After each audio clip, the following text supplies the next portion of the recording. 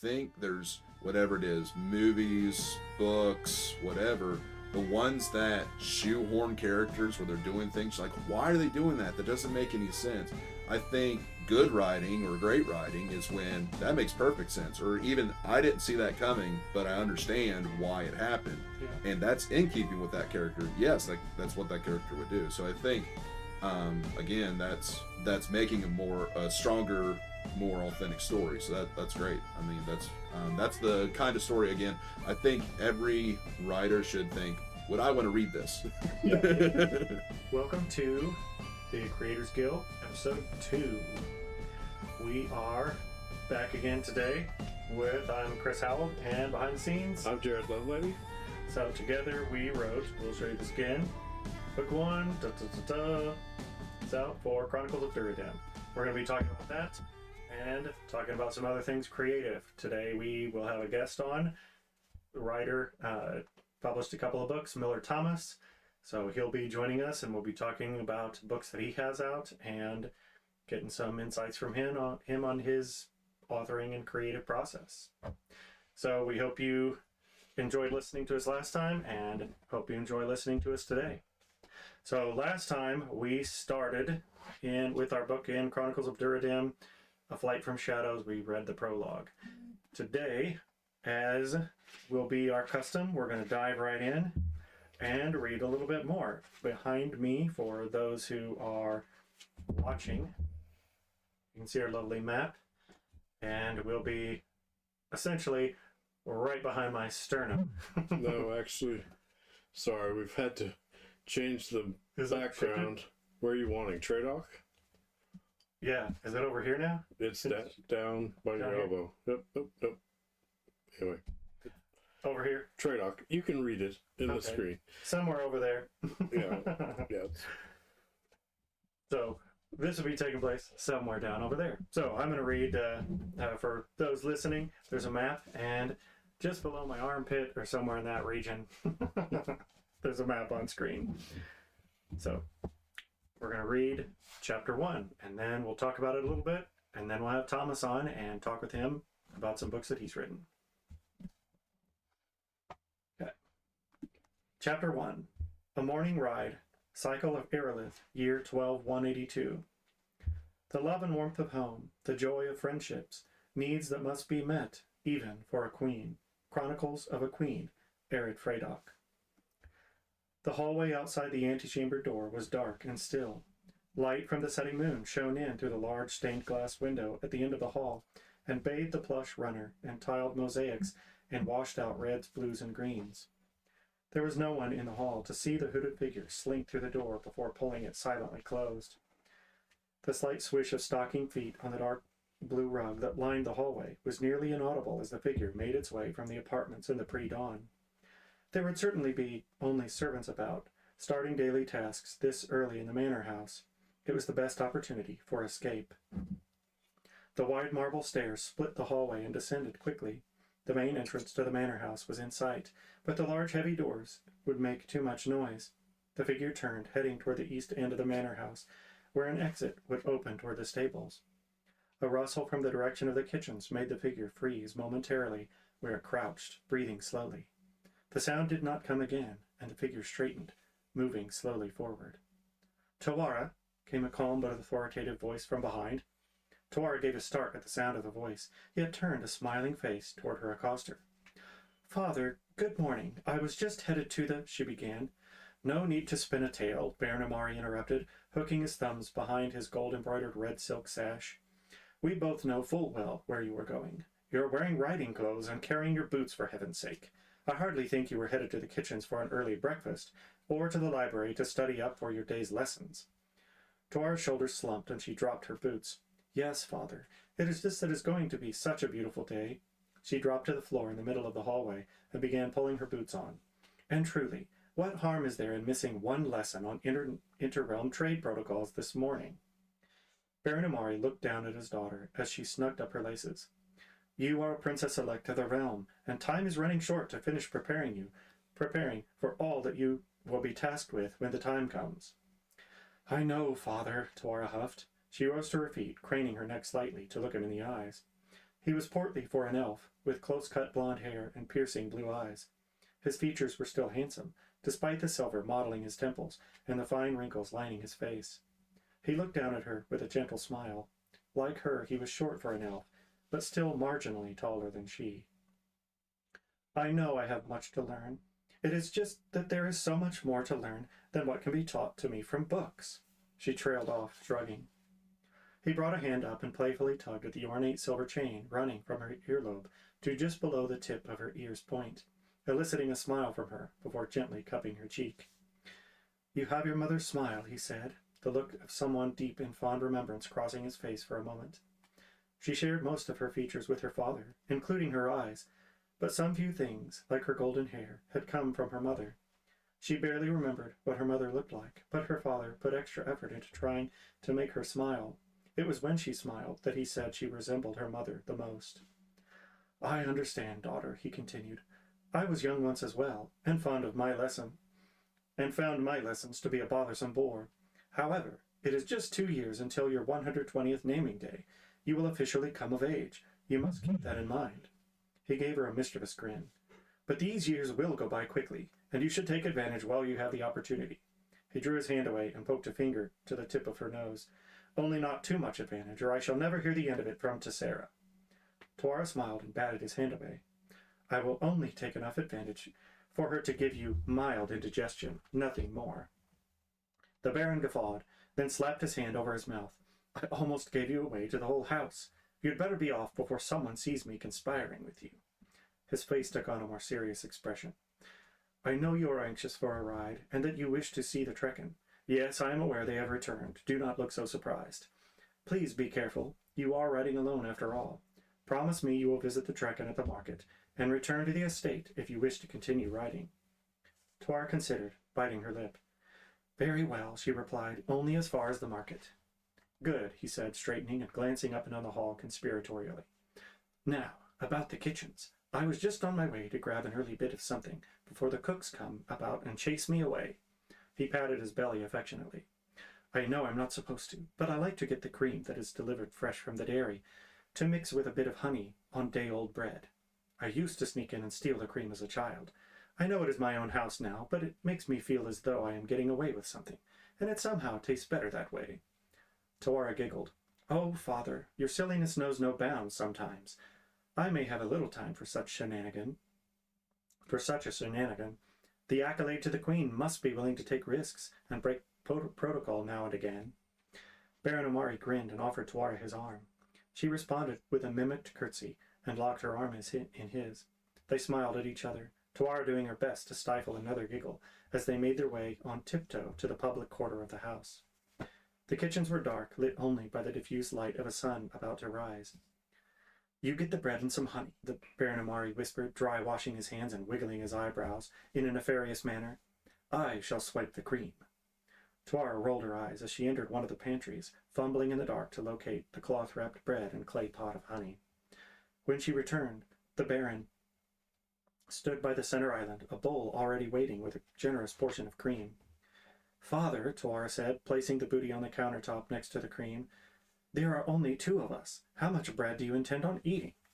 He looked at the bowl, then back at her. What? He asked defensively. It is not that much. Besides, the first time I convinced your mother to sneak down for bread and cream, she complained that I did not get enough for the both of us. I know what I am about, young lady. If you say so, Tuara said, unwrapping the bread while he added honey to the mix with the cream. To mix with the cream. But I will not be eating that much. I have no wish for a bellyache while riding.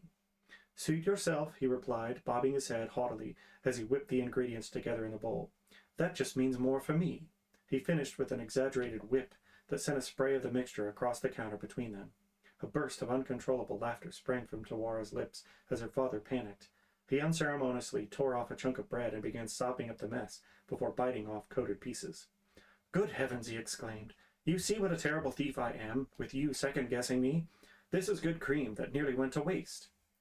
Tuara smiled, watching her father. As he continued to clean his mess from the counter, a thought occurred to her. Father, she said, interrupting his efforts, I will be the Queen's accolade. You believe in my abilities, do you not? He paused in his dabbing at the last bit of cream on the counter and straightened, his face taking on an expression of seriousness mingled with a hint of confusion. "Believe in your abilities?" he inquired. "It is just—" She sighed, trying to put into words precisely what she was feeling. She reached for the bread and tore off a palm-sized piece, then held it out in front of the bowl. Her father scooped a dollop of the mixture onto the bread. She took a bite of the crusty, sweet treat, letting her thoughts settle. He watched her patiently, not pushing her to speak further until she was ready. "I have read Mother's journal so many times," she finally said. "She had such grand hopes for me. I want to live up to her expectations, to become what she wanted me to be. But no queen has appointed an accolade in nearly 1,000 years. What if I fail? What if I lose my crown? I have studied the writings pertaining to past accolades and the writings about those who failed in their attempts. What if I enter history as one of those who attempted something she was not capable of doing and end up exiled, or worse?" She paused, watching his face in the dimness for any sign of doubt. He sat the piece of bread he held on the counter and moved around the island to stand facing her. "Daughter," he said, taking her hands in his, "as much as it pains me, I owe you an apology. I have done you no favors in the way I have sheltered you. Since losing your mother, my greatest fear has been of losing you, too. I fear now that I have made your dreams that much more difficult, and your path to get there more dangerous. I have never been able to fully let go, or bring myself to push you the way your mother would have." She felt a pang of guilt at his words, at what she couldn't tell him. There was another journal her mother had kept, one Tawara had recently discovered, and she was sure her father knew nothing about. She had found it with a small cache of books, ones he would not approve of her reading. While the Baron knew of his wife's plans to push Tawara toward becoming the Queen's accolade, she was sure he knew nothing about the study she'd been doing in order to help her daughter. Tawara had not yet had a chance to delve too deeply into the dangerous secrets her mother had been keeping. From what she had read so far, there were things too risky to write down, even in a secret journal. The implications were such that if revealed, the truth would propel her daughter into the Queen's favor to be an accolade, or ruin her family and have her facing death. She took a breath, forcing her face to reveal nothing. "Father," Tawara replied, "you have never held me back, and I love every moment we are able to be together. I would not trade what we have for an easier path. I just hope that once I have been crowned, I am capable of finding that path and conquering it." He gave her hands a squeeze, offering a grateful smile. She had hoped for reassurance, and here she was giving it to him. "Your mother had dreams for you," the Baron said. "She wanted you to carry on where she left off. Did she have ambitions for you to become an accolade? Of course. But what if you, like her, decided to abdicate? Do you think she would be disappointed in you for doing what she did? It was she who had to convince me, after all." He paused momentarily, shaking his head as a distant look crossed his face. "With all that your mother wrote in her journals about what she hoped for," he continued, his gaze focusing back on her, "what she really wanted was a daughter who was capable of being an accolade, of becoming queen, of conquering the world if she so chose. But ultimately, she wanted a daughter who was confident enough to make the decision for herself. She wanted you to know how to stand on your own 2 feet. The question is, do you feel confident in yourself? Do you feel capable? Do you believe in yourself?" She looked down at their clasped hands, considering. Could she really do it? Could she win over a queen, the high court, and the people of the realm? She sighed, then smiled, noticing a spot of cream that had dripped onto her father's chest. "I am my mother's daughter," she said, squaring her shoulders, as confidence welled up inside her, and she raised her eyes to his. "I will be the first accolade in 1,000 years, and the youngest queen in the history of the realm. I will make my mother proud. I will make you proud." She pulled a hand free, wiping the spill off his chest with one finger, bringing it up to dop onto his nose. He chuckled wryly, then pulled her into a quick embrace. When he pulled away, his expression was soft. His eyes scanned her face. "I am proud of you, Tawara," he said in a gentle tone, "and I know your mother would be proud of the woman you have become." His face took on a wry expression. "I am not sure how pleased she would be with me. I let you get away with far too much." "That is because you are all mush inside," she said playfully. "All honey and cream, and I only take advantage when it is advantageous for me."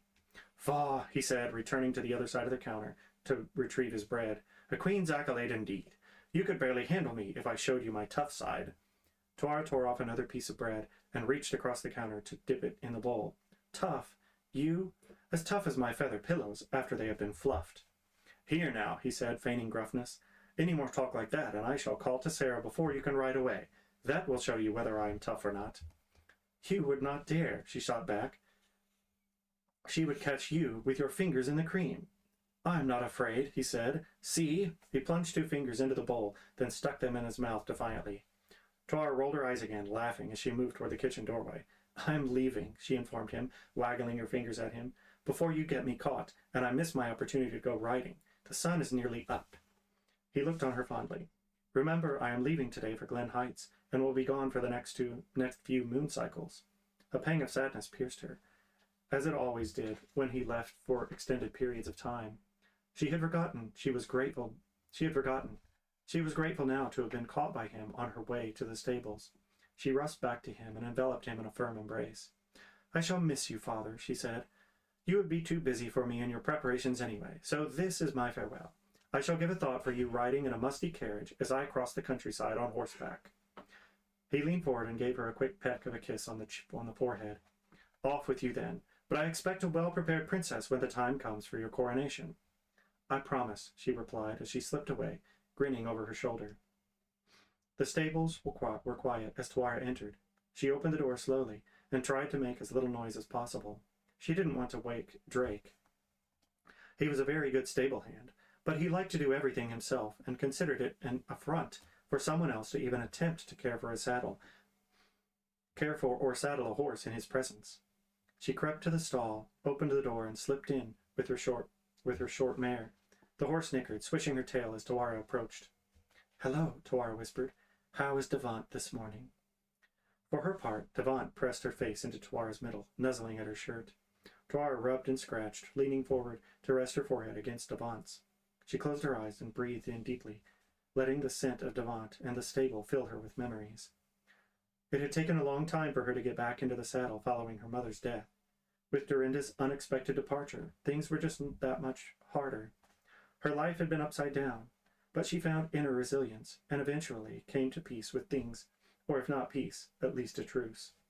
They had found the mended riding dress in Dorinda's room. One last gesture before she had fled the house, supposedly from grief. Tuara never did put the dress on again, but she kept it. She still had it folded neatly in a trunk in her room. Now, after all these years, the smell of the stables brought comfort. She remembered with fondness when her mother introduced her to the horses and placed her in a saddle for the first time in this very stall. Her fondest memory of her mother, perhaps her only memories, were of the two of them riding and training together. With a deep sigh, she pulled herself from her reminiscing. Well, young lady, she whispered cheerily to Devant, we have some friends to see, and a beautiful morning in which to see them. Perhaps they will have some of those oatcakes you are so fond of. She patted Devant lovingly and fitted her with saddle and tack. Lastly, she retrieved the satchel she had hidden away in the stall, opening it to check that its contents were still intact. Good. With everything in order, she was ready for a ride. The air was crisp, and the grass heavy with dew. The early morning sun, just peeking above the horizon, was bright in a cloudless sky as the Palomino galloped down the hard-packed road, which led away from the spires and arches of the manor house. Tuara's long golden hair whipped behind her, dark green cloak flailing in the breeze. She raced past acres of well-manicured lawn and neatly trimmed hedges before passing beneath the arched gateway of a high wall surrounding the estate. Beyond the gate, the estate road met cobblestone, leading into Tradoc City proper. The mare turned, crossing the cobblestone onto a narrow cart road, heading west toward the nearby Old Market district. This was the third time this moon cycle she had snuck out in the early morning hours, before most of the household had begun to stir. She would be missed eventually, but her father would not betray her true whereabouts. For now, she was free to do as she pleased. She would deal with the consequences later. These fleeting excursions were the only times she experienced freedom, a way to grasp life back from those who sought to control her. Endless lessons on etiquette, politics, and history were nothing more than a means of keeping her from experiencing the parts of life that truly matter. How could shoving her nose into a musty old book about the lifestyles of the Trekken compare to going out and being among them? Tradoc's Old Market lay a mile outside the city proper. It was a short ride, but enough to get her blood flowing. Most of her rides were short, but she cherished every time the opportunity for one arose. The sun reflected brightly off windows and slate rooftops, and cast a long dancing shadow down the road ahead. She chased that shadow toward the market and urged her mount to greater speed. The chill that flushed her cheeks was pure exhilaration. The mare was fast, far more swift than one would expect from such a short animal. She had been a gift from Tawara's father for her 115th naming day and had become her closest companion, as well as a primary source of freedom from her mundane life. She loved Devant, and the animal always responded in kind, ever tame, yet she possessed a performance that never disappointed Tawara on their many rides. Today was no different than any other day, when she had felt the need to skip lessons to instead find her own sources of intellectual stimulation. She had awoken just before dawn and donned her snug blue pale riding breeches, a tight white silk blouse, and a brown leather jacket cropped short at the waist. To finish off her attire, she had strapped on her ornate gold-worked belt, complete with her sheathed, small ivory-handled knife. She knew her governess hated it when she went anywhere, except the sword practice yard, in boys' clothes, but they were the most practical for riding fast through the countryside. Tessera's disapproval had nothing to do with it. At least, that is what she told herself. She grinned as she came to a shallow creek that marked the boundary of Tradoc. A month past, a spring gale had flooded the creek over its banks. The rushing waters had washed out the small, seldom-used bridge that crossed over the creek into the town. "Ya, Devant!" she shouted as she put heels to her mare's flanks, coaxing the last bit of speed from the animal. In one smooth motion, rider and mount vaulted into the air. The creek easily cleared beneath the pair. Hooves again met hard-packed dirt as Devant touched back down onto the ground. With a whinny, the mare kicked up on hind legs. "Good girl, Devant!" Tawara exclaimed as she reined in. Once Devant settled on all fours, Tawara took a second to catch her breath before they continued at a slow trot along the access road. Casually they passed by the sturdy brick red houses that dominated the town, which gave way to the squat buildings of the old market. It was quiet this early in the morning. A few vendors were just beginning to stir, setting up market carts in preparation for the day. On they continued, crossing the main road that ran the length of Tradoc's old market, through the heart of the town and out toward the main city. They passed the smithy, stopping for a moment for Tawara to admire a finely worked sword that had been placed on display. The blacksmith who had just lit the tinder to fire his forge gave her a polite, shallow bow. "Good morning, milady," he said before he returned inside. As they rounded the corner at the edge of the town, farthest from the manor house, she found what she had come for. In a large semicircle around a center bonfire pit sat half a dozen wagons of all shapes and sizes. All were painted in a bright blue and trimmed with gold and silver. Bustling everywhere were people of all colors and sizes, from tall, thin Burundians with their black skin and red hair to short, bronze-skinned Paramis. They were all dressed in garb as bright as the blue of their wagons. She had made it to the Trekken corner of the market. These traveling humans never settled anywhere long. When she discovered they were back in Tradoc, nothing was going to keep her from this visit. "Out for a brisk ride, milady," intoned a large, rotund man as he stepped down from his almost comically small wagon. "You're looking in good form, if I may be so bold as to compliment a royal." Hazel eyes twinkled with mirth against sun-darkened bronze skin, and a smile split his broad, jowly face. His mostly bald pate was more gray than Tawara remembered, and he had definitely increased in size. Red and yellow overlapping sashes stretched tightly around his ample waist, contrasting sharply with his bright green waistcoat.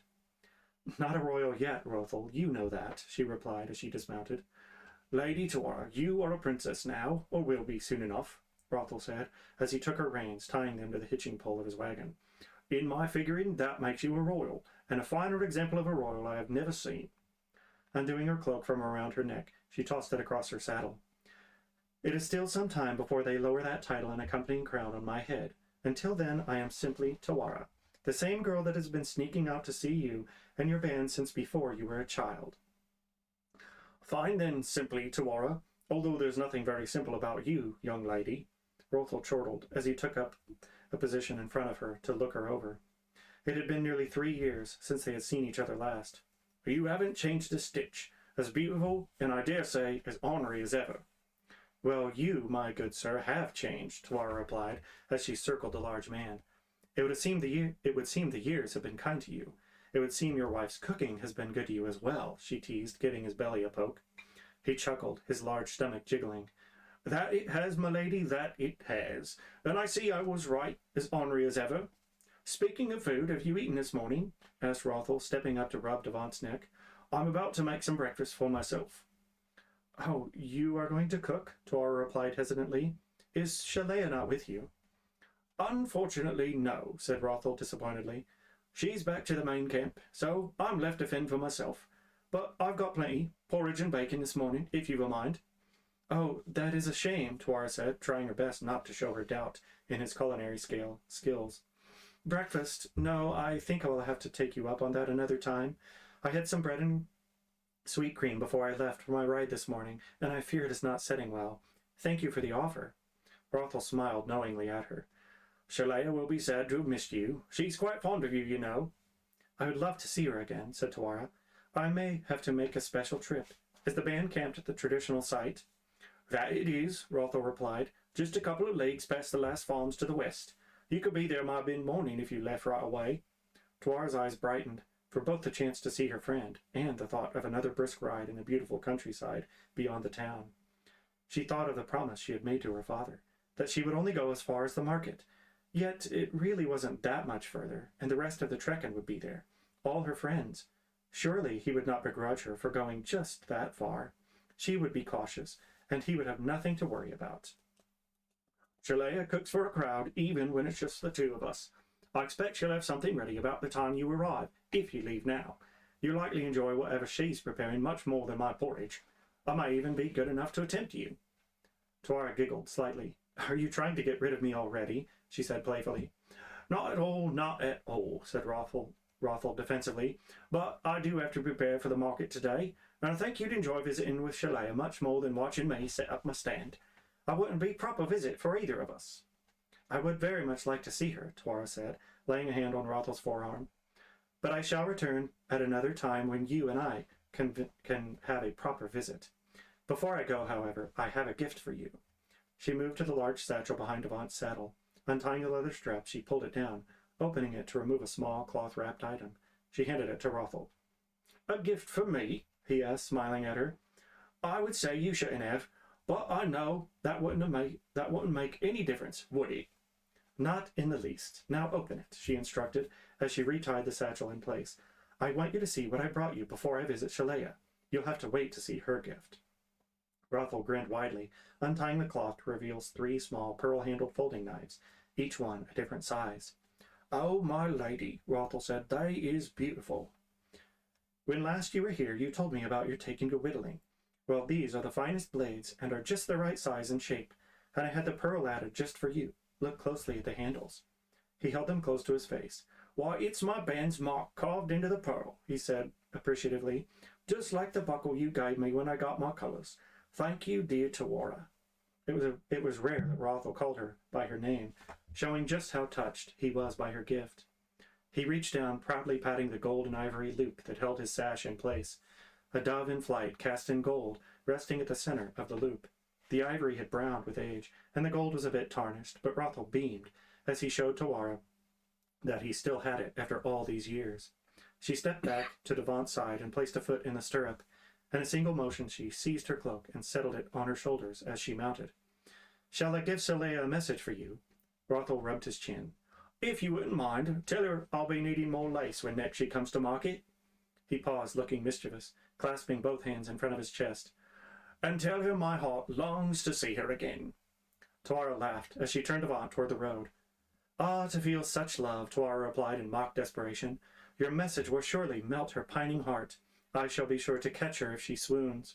Rothel threw back his head, laughter bursting from his mouth. You catch Shalea, he bellowed. Now that would be a sight. Tuara grinned and shook her head as she rode away.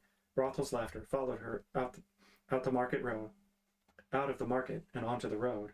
Past the ring of wagons, the road wound its way west through the contours of shallow rolling hills. Farmhouses dotted the landscape, smoke rising from chimneys, and small clusters of sheep and goats grazed in open pastures.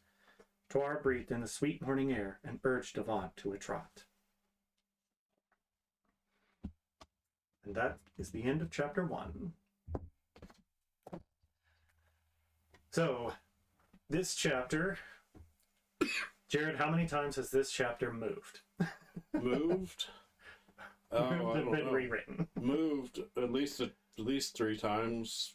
Rewritten. I don't know. I don't know. Yeah. So, the prologue was the first chapter, then it became a prologue, then it became something else, and then it moved around in this chapter, moved to different places. And we decided we wanted to introduce, we have the prologue tells, 100 years earlier when Tawara is 10 years old. And you can see by the chapter titles, the dates that are there, it's about 100 years difference. We wanted to set up the beginning, set up in the prologue, there's evil afoot. And then going into chapter 1, really introduce who our characters are, get our main character and what she's about, and get her personality out there. So hopefully we captured that. And then, she's going to head out of town, and you'll have to see next time what happens as she leaves town and doesn't stick to the promise she made to her father. So, we bounced this chapter around quite a bit.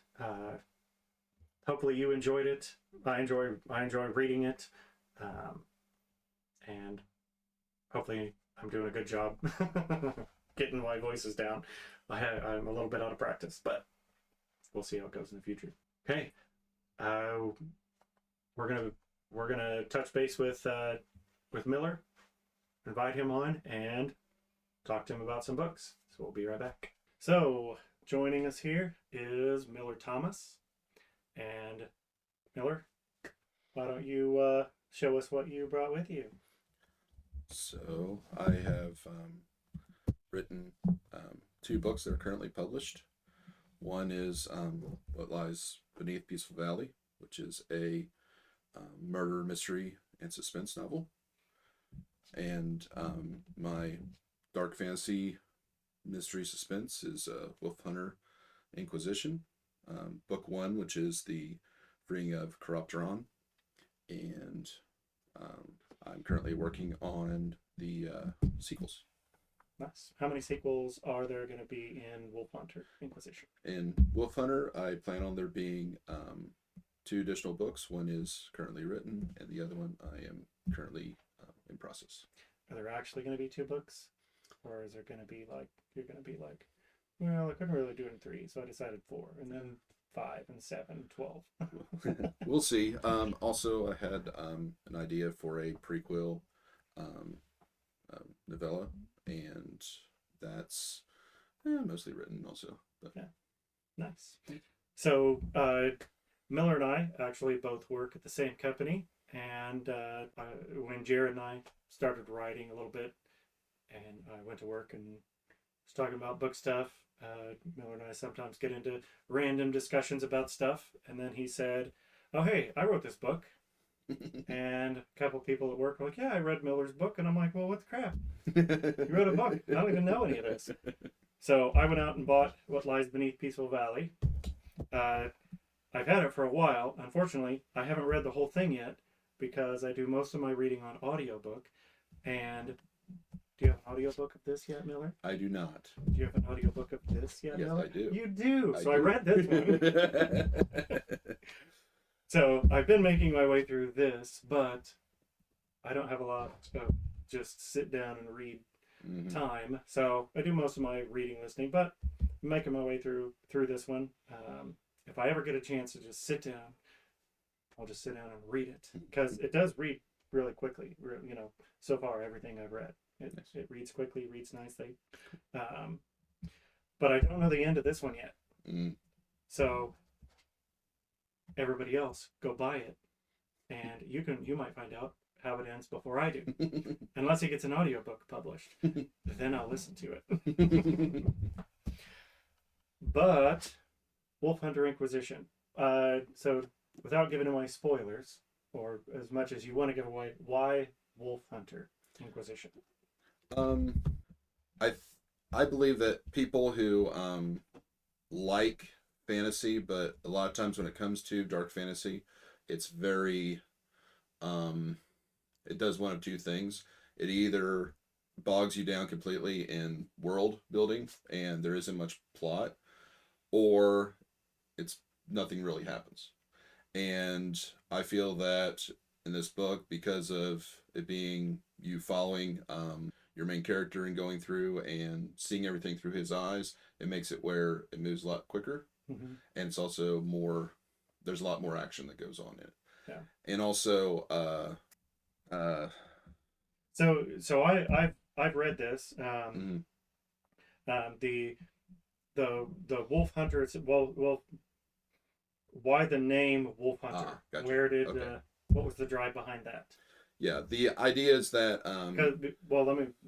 because there's a little bit different take. So vampires. Yeah, vampires, rather than being bloodthirsty monsters that live like in dark castles away from everyone, they are really the shepherds, if you will, of humanity. That humanity is their food source, and so whenever like just like an animal, like if you slaughter cattle, it's better if they're happy.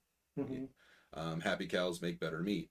And the same idea that if there's a lot of turmoil going on in the flock, as they would call it, that's a problem. Well, what they call wolves is either feral vampires, which are called skulks, that victimize the herd and make them upset, or serial killers that are causing panic. Those are a problem, like a pest. And so a wolf hunter is their version, kind of like law enforcement, but they're the ones that put down that threat. Now, in this book, when it comes to wolf hunting, they don't do anything about inflation. That really pisses me off. So where are the inflation hunter, the going after those wolves? Yeah. Is that in book 2? I'm like, wait a second. We've been going after these ones and twosies. We gotta get it. No. So we've talked a little bit, about your writing and what inspired you, but I'll just ask, what inspired you to write this and come up with this story of, it's the subtitle, Freeing of Chiropteran. Mm. It's really the awakening of, something in book 1 that sets up for, like, when you end this book, it ends an episode, essentially. Mm-hmm. Yes. Where it's like, all right, we're set up and ready to go to chapter 2. So, what inspired you to create this? And was this originally a standalone? And if it wasn't, what inspired you to get like the whole 3 books, the whole saga? I think originally it was a standalone. It was just, again, my writing style, that I'm what they would refer to as a linear pantser. So I write like as I see it, like especially with this is in first person. It's as if you're the character experiencing life. And so that, like, if I came to where you go through a door, well, then I write as you go through the door and you look around and you see, oh, there's this and this and this. And it's kind of hard to explain, just because everybody has their different writing process. But that usually I write in that way, kind of like just taking a journey through the story, and things happen and dialogue happens and various things. And then a lot of times halfway through, I kind of see what the ending seems like it's going to be. And so then I kind of go in that direction. Really with this, the idea of the later things really came about probably in the last maybe 3 chapters. I kind of saw, oh, that'd be a good opportunity for another book in another direction. Mm-hmm. Which, that's a kind of the hint of what's in the next book is, this is vampires and the different kinds that are coming about. It's almost like an arms race that's going on. Yeah. And so then later it's, well, some humans that were kind of along for the ride, and then you're not part of this whole thing. You're not a vampire and immortal or whatever. And so you're kind of shoved off to the side. Well, then what's that like? How do you return back to normal life when you know that there's, this whole secret society and this whole, thing behind, the world that you thought was a certain way, and you find out, no, it's nothing like what I thought. And then even with that, of things you discover later on that, yeah, the world is drastically changing. Yeah. So that's kind of the premise of the following books, is the changes which are begin in this book are just a continuation of that, and how they're trying to deal with those mounting obstacles. Yeah. So when you started writing this, the entire trilogy you didn't have that whole thing in your brain yet. Correct. Yeah, because reading this, and even when I bought it, and we had talked about it, and I just thought, this is a Miller's novel. I'm gonna go read it, and it's a novel about vampires. And reading the whole thing, it didn't, when I was getting to the end, I was seeing it's going to wrap up this story arc, and it's going to be, here's the beginning, we're going to get this climactic event, and then yay, everything's resolved. Mm-hmm. And then, like you said, we got to right there toward the end, and then I was like, oh wait, no. There's going to be more. Or if there isn't, I'm going to have to slap Miller and see him at work. So then, I don't know if I remember coming to work and being like, hey dude, there's only one. Yeah. And then you were like, oh yeah, I'm there's going to be 3. I've got the second one is like X% done, and I've got this on the third one, and I'm like, oh, okay. That makes more sense. What about what lies beneath? Because Peaceful Valley, that was your first one. Yes. And how long ago did you write that one? That one, let's see. So that one was, I believe.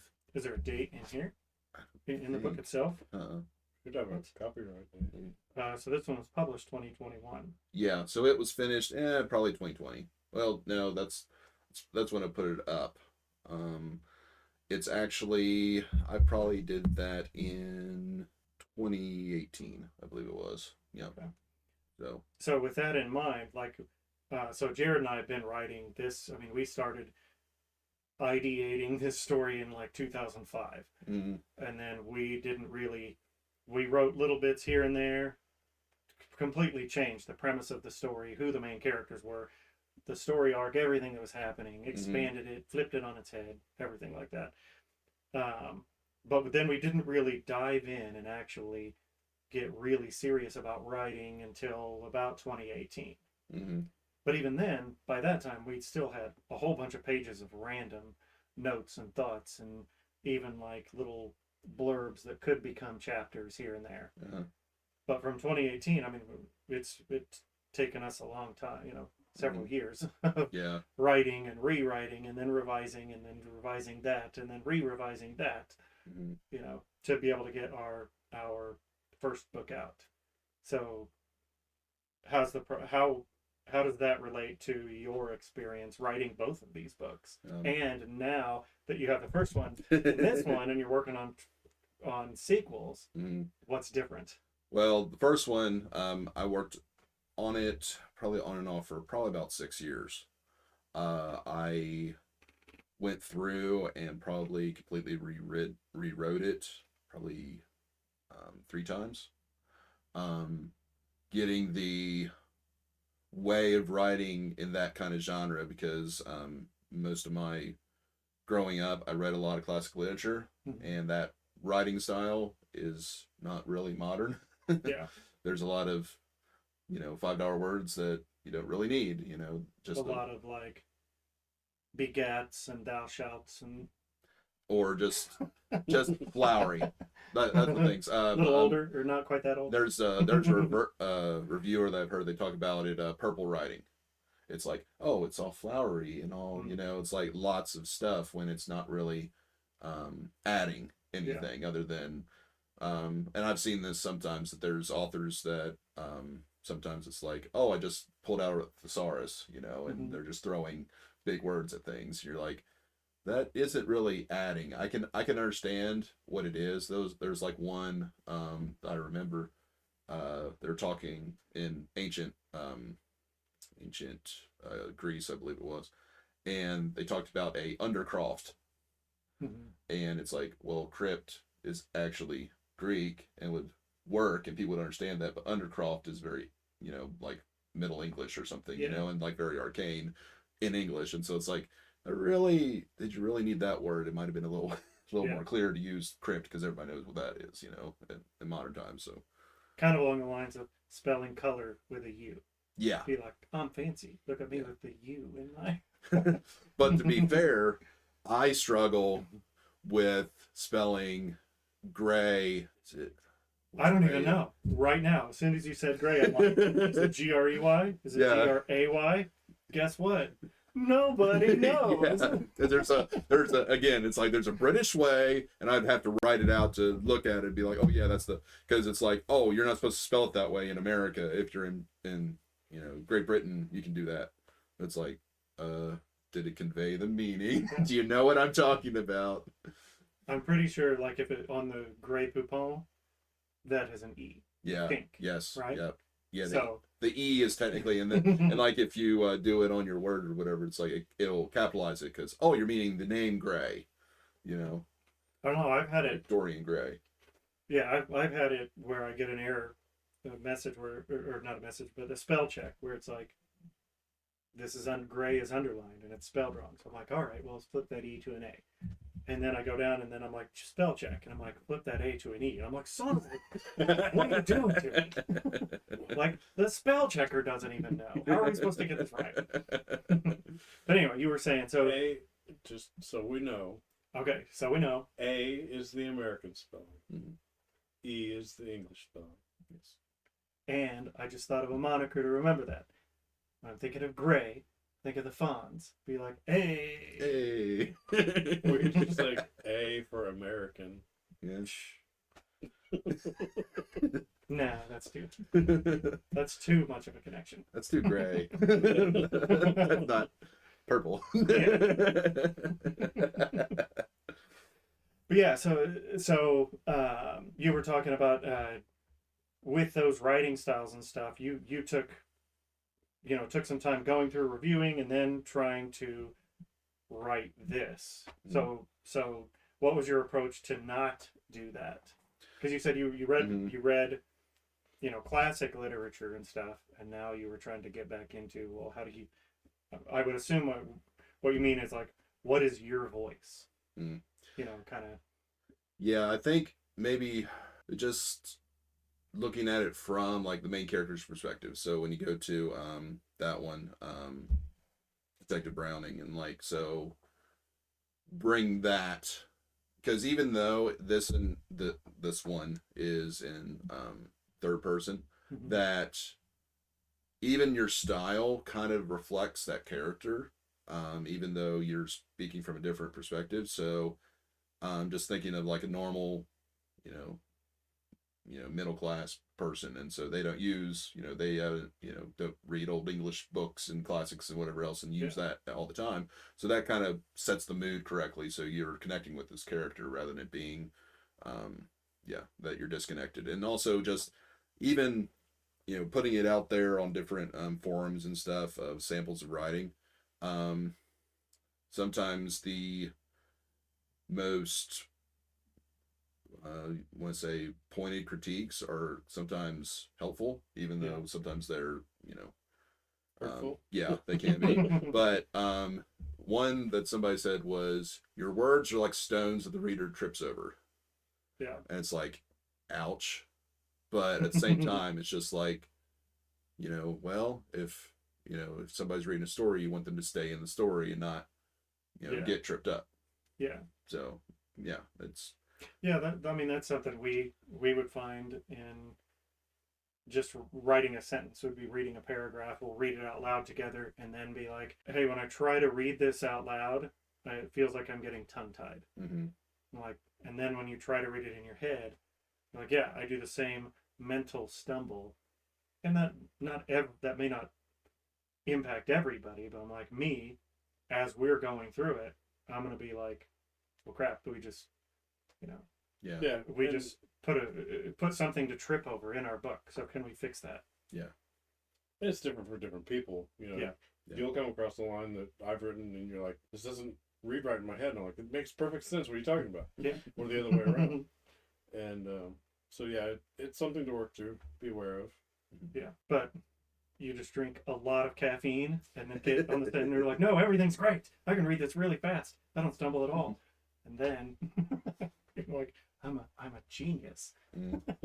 Then also, like, if you kind of feel like you don't know what voice to have when you're writing a particular genre, especially, helps just read some, find some, listen to some audiobooks, in that genre, and that kind of gives you a flavor of, oh, it's kind of like this. This is, what's like in that, like in my experience, like, okay, I read, some Stephen King and some, modern authors as opposed to, 200-year-old authors. Yeah. And so you can have, and that's the thing, I think, just as in general, the broader that you can be with learning from different genres, it's like you can take those elements that gives you, just like with writing, it's like the more sand you have, the bigger castle you can make. So it's the same thing. I mean, broader subjects, the more content you can have. Yeah. Well, I mean, that shows that, you've got a murder mystery and then sparkly vampires. They don't sparkle. Not that there's anything wrong. You mentioned that the peaceful values in third person, but you said something earlier. The other one is in first person present. Yes. Which is a little different. Yes. So what made you take on that?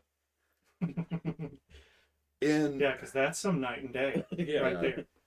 I mean, murders, vampires that sparkle, third to first, present. What? I think in a way it was just a fun way of doing, like, experiencing it and being like embodying that character and seeing, I don't know, just something about that way. It just is more dynamic, I guess, because that's kind of the thing with if someone tells you a story, just like, but did you die? That whole thing, But it's like when you're living with them, first person, then it's like, oh, what's going to happen because it's currently happening. Yeah. So I think it adds to the impact of the events. Yeah. Have you gotten any pushback from people? Because I know there's some people that don't like third person past tense. Just like there are people that prefer, they want an omniscient narrator. They want to know everything that's going on. Mm-hmm. There are other people that they don't even want you to change perspectives. They want you inside one person's head and never change voice, never change character, anything. But you get to, from a person perspective, there are people that are like, screw first person. I hate first person. Have you gotten pushback from that perspective? I really, to be honest, as far as anybody who's given me direct feedback, I really haven't. I've seen people who say, like, maybe people that, whatever, blog or whatever about writing, who don't like that. I remember one guy saying that I want to be told a story, I don't want to live a story. But it's like, that's kind of like, what? Okay, because like what's in our conversation earlier, about the escapism. Well, it's like, hey, you're embodying this character, and I think also it works. Has that person ever seen the Never-Ending Story? Yeah, like that's the whole point. Yeah. And I think even with the processing, see, that's I not only is it first person, but there's also quite a bit of what they call stream of consciousness, because it's while you're processing things. Well, that is present, when you're having thoughts, and it's the realism, which I've heard many people say that it seems, even though it's, dark fantasy or whatever, that seems very real and like this could actually happen, because the character, the way that they process things, and even the conversations and stuff, seems very organic, because they're going through it right now. And that's the, when you come to even our own lives, like, memory is subjective, really. Yeah. Quite honestly, everything in the past, and even people that see something, that's kind of the thing, that there's what they call, and sometimes in third person, it's untrustworthy witness or something like yeah, that. the unreliable narrator. Yeah, unreliable narrator. Yes, Yeah. and some people do that, and people hate it because it's like a trick. Yeah. But when you're going through, that's kind of like the nature of the world. There's several different characters who say, "This is what things are like," Yeah. but everything's different because that's their perspective. That's how they see it. Yeah. And that's what I like doing with this book, that a lot of times immortal creatures or vampires or whatever, they like are somehow like omniscient and this is always how it is. And they know everything that's ever happened and all this kind of stuff. And they're like these gods. Well, they might think that they are, but they really aren't. Yeah. And, you know, it's just like, well, they're like everybody else. They've experienced this. They think the world is this way, but do they have all this secret knowledge and all this everything? It's like, well, some have more than others, but still they all have a different opinion of what their purpose is in life, just like everybody else. Yeah. I was going to ask from, so first person perspective, this book is from a specific character's perspective. Mm-hmm. Is this character, when you get into books 2 and 3 and continue the story, is it that same person? Or are you going to have any? They're different. So that, or is it still first person? Yes. Okay, so that'll be interesting to see, like, because you're writing from, you know, the detective's head in this book. Have you been able to capture like it's a different person in book 2? The people who I've let read it say yes, because they do appear in this story, but so I don't want to give too much away. Yeah, but they do appear in this story, but then it's from their perspective about the ending of this book and then the events that transpire after that. But it does follow that character all the way through, like this followed that character all the way through. Gotcha. Okay, so did you have to ingest anything or smoke anything to get a different perspective to make it believable? No, I didn't, because that's one of the things that's maybe just my, like in our earlier conversation about God-given talent or whatever. It's like I can create characters. That's easy for me, really. And following that character and then behaving in certain ways. Now they might have similarities to other characters, granted, but they just do what they do, and I just write it down. I mean, it's Now, when you were thinking about, I mean, granted, like if it's flowing naturally, have you like consciously thought about this from this new perspective for book 2? This person's voice is this way versus the other person's voice. Like thought processes are different. Yes. Reactions are different, so I have to keep it all in the. Have you had to consciously think about that at all? Or have you written anything and gone back and been like, oh no, that would have been the first character's response. That's not this character's response, and had to change things a little bit. I think maybe in some ways, as I write, that is one thing that I think of is, okay, and I remember what they've been like and what they've done, and so, oh yeah, if they were in this situation, this is how they would react. And then there's sometimes it's just a particular flow that's like with Lovelady, Peaceful Valley, the one which you may not have gotten there yet, but there's a scene where I'm just kidding. Yeah, not to give too much away, but there's a scene towards about a third of the way through that it's like a big reveal and a big you're the one who did it or whatever. Yeah. And I had in my head how it was going to go, but the characters, when they went into the room and interacted, it turned out completely different. Because as it was going, it's kind of like you can play a chess game in your head, but then when you move the pieces, it may be different. Not if you're Bobby Fischer. Yeah. But yeah, that's beside. Anyway, characters have a way of, yeah. And write it. If you don't write, you may not understand. But characters dictate their own stories, even though you're the writer. Yeah. They, because you've built up their personality in your head, and how they interact and how that one interacts and this one interacts. So your story, at least our story, Yeah. has been dictated not as much by our characters as our own ideas, and that's probably the same kind of thing. Yeah. And I think, not to, pat yourself on the back or whatever, but it's like, I think there's whatever it is, movies, books, whatever, the ones that shoehorn characters where they're doing things like, why are they doing that? That doesn't make any sense. I think good writing or great writing is when that makes perfect sense, or even I didn't see that coming, but I understand why it happened. Yeah. And that's in keeping with that character. Yes, like that's what that character would do. So I think, again, that's making a stronger, more authentic story. So that's great. I mean, that's the kind of story, again, I think every writer should think, would I want to read this? Yeah. Yeah, we've had that conversation about, I don't want to write something, and some of the changes that we've considered making, where people said, well, I'd like to see this, or I thought maybe you could do this, and then we talk about it. Some of those things we adopt, and then other things we're like, no, that's like our story doesn't flow that way. Yeah. It's not like that would be a great suggestion if you were the one writing the story, because it might go the direction that the characters, as they develop in your mind, push the narrative or push the plot.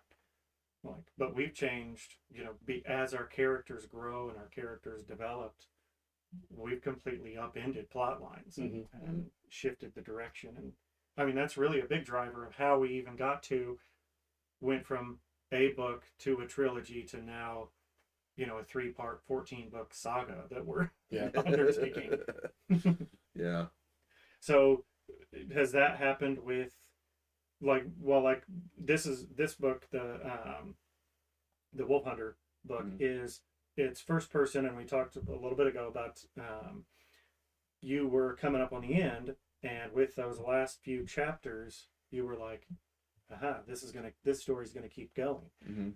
Was it a plot point? Was it a character point? What was it that drove? Did the perspective of your characters have an influence on expanding that plot and extending the story? Yes, because at the climax and then after, it made, maybe that's the explanation, is there was more story there, I suppose. Yeah. So if that was enough and that was time to wrap it up, that's what would have happened. But because there's more story to tell, just like, finding words or whatever, it's like there's just more to tell, and so it's more than this first book can hold. Yeah. So now, was it when you started looking beyond the first book and you first started this ideation of this is going to continue with us, some of the story development was, for whatever reason, we're writing more and more of this character,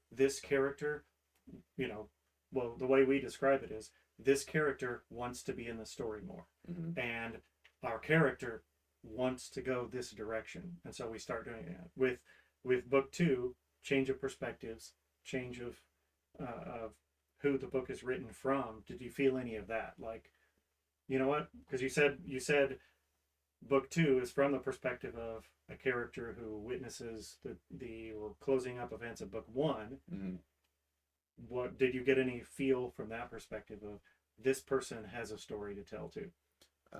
Did that drive any of your decision making? Yeah, because here, as you follow this through, it's these incredibly powerful, immortal beings, and the struggle that they're going through and all that. Well, then, if you're a human, like we talked about, that, well, you're just one of the sheep, so to speak. You're not really important in the grand scheme of things. And so when that particular character who felt important, felt like they mattered, and then this is a whole other thing, and their connection with Danny, who's in that, the main character, that with their connection, but they were part of the old life, and now he's went on and is doing this things that you can't even imagine as just a normal person. Yeah. And then how that would affect you, how you're trying to deal with that. Yeah. And then other things happening which kind of propel you back into that, only from a different angle. Yeah. So just, I think that was what started it, was just how that experience would be, how you're trying to deal with those things, and could you go back and just live life normally like you always had, or you know, is this how do you process again that reality isn't what you thought it was. And that's, you know, I've thought about that with just stories in general, or maybe not even in stories, just of like what it would be like. So that, you know, kind of going off on a little bit of a tangent here, but that what would it actually be like to wake up tomorrow and over the span of a few weeks realize that I've got another, you know, unless somebody comes along and stakes me through the heart, or I get my head cut off, or whatever, you know, whatever story genre thing you fall into. What if I woke up tomorrow and it's like, well, I've got another, you know, 50,000 years to be here.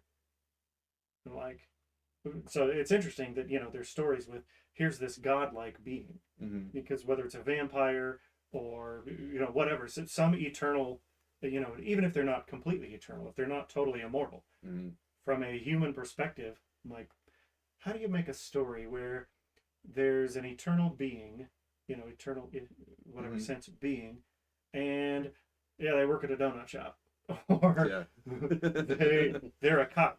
I'm like, they're solving crime. I'm like, but wait a second, they don't have anything better to do. Like, they're like, what do? I solve crime. Oh, how long have you been doing that? 10,000 years. Yeah, for sure. And that was also one of the things which, the only thing I think that I remember serious negative pushback was a review where they said pretty much it's like, so you either have Dracula, which is about fear of immigrants and disease and all this stuff, or you have sparkly vampires and Twilight, and that's the two that you have, and you know, so it's real vampires and then whatever else, and this falls in whatever else, and they gave me like a really terrible review, and you're like, wow, it's like you're really narrow-minded there. But you know, that's the thing, you know, with different perspectives, that, you know, I've, you know, reading Dracula, and it's like there's some good in there, and then there's some everybody's an idiot. And you're like watching this play out, you're like, these people are supposed to be smart and scientific, and I mean, I understand I think Lucy, the first one that, you know, gets killed by Dracula, but it's like, there's the other lady who's going through this whole thing too, right in front of your eyes, and you're like, we don't know, we're all distracted over here. But yeah, sometimes, it's just different approaches, but that the point of that is why, you know, it goes back to Dracula. Why now? You know, why, when there's all these other times in history, why do you decide now to go to England or whatever? And that's the thing, that sometimes when it comes to things like that, that's what's kind of different than this is, they've been doing this forever, because it's like, why in, you know, whatever that would be, why in the 1800s did you decide to join society? Why? And just like with that, it's like, did you never think of your own preservation? Did you ever, you know, the ambitions or whatever, it never crossed your mind until, like you said, like 3,000-4,000 years later, now all of a sudden, hey, I've been hiding out in the woods, or, you know, I was the thing that crawled out of the primordial ooze, you know, and I've been here for 7.5 million years. But it's Tuesday in 1846. I think I'll go become a monster and terrify humans. Which one of the, in the second book, I'm pretty sure, there again, so second and third, but I do give the reason why things are how they are. And that's, I think, a lot of it, you know, why people are left in the way that they are, why, you know, do they never reveal themselves, various things. And it's kind of just the idea of, this is a problem that, because there is one that's really old and seen all this stuff, it's like, this is a problem I can't solve. You got to figure it out. And pretty much until you do, things are this way. And so that's kind of the idea. It goes back to just in general, it's like people in their life that a lot of your problems, people go and say, they go to set therapy or whatever, like, give me the solution to my problems. And it's like, well, a lot of times, emotionally, it's just like working out. It's like it takes time. Yeah. And you gotta work for it and get to that place. Yeah. You don't, there is no answer that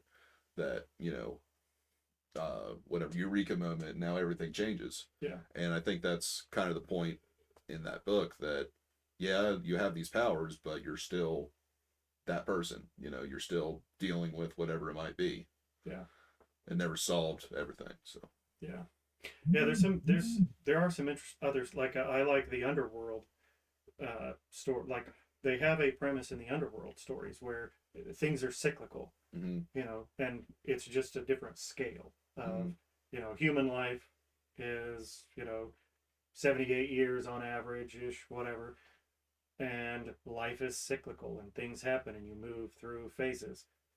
And for them, it's the same thing. It's just a matter of, it's hundreds of years. Yeah. And then they'll like sleep and wake up and different things happen.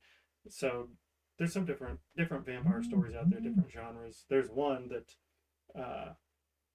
I, when you were talking about the Dracula and then Twilight, and like you get the classic Dracula or some other thing. Mm-hmm.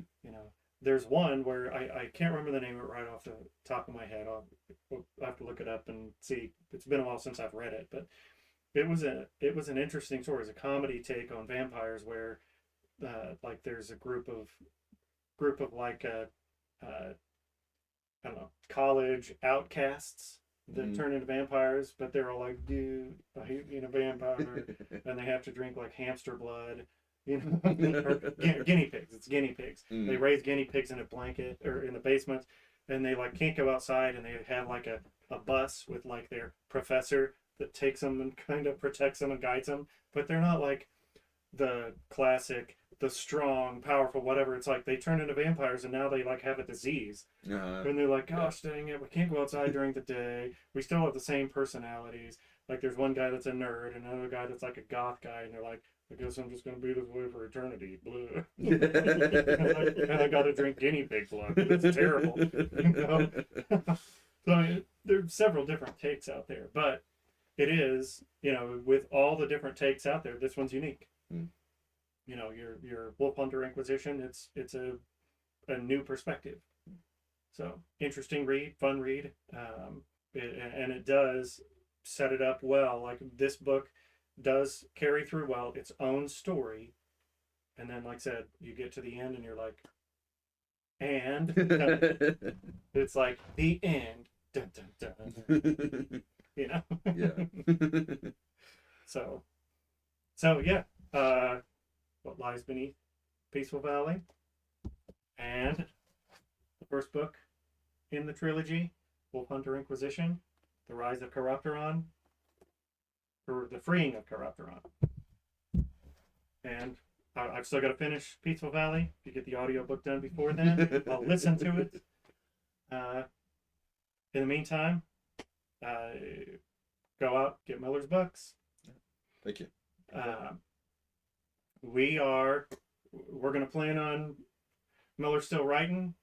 He's interested in things creative, and this is the Creators Guild. So we're going to have him on.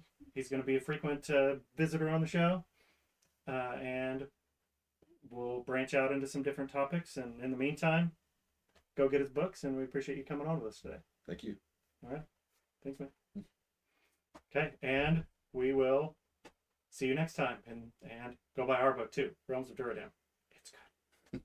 Chronicles of Duradam. God, we changed the name. Chronicles of Duradam. Okay, bye. Thanks for listening to the Creators Guild podcast. Don't forget to get your copy of A Flight from Shadows, available on Amazon. While you're there, please rate it and give it a review.